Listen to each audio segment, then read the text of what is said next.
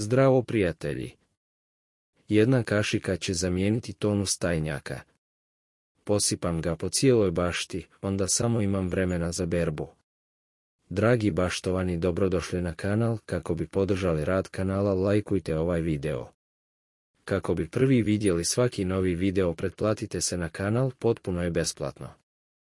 Za ovaj koristan recept potrebna nam je kurkuma 1 kašika, suvi hleb 2 komada, voda 2 litre.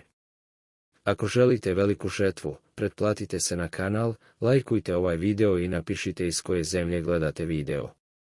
Sve sastojke sjediniti u jednu posudi, dobro izmiješajte, ostavite 2 sata da odstoji. Zatim sve fino izblandajte. Razrijediti u 1 litru vode za ukupno 3 litre rastvora.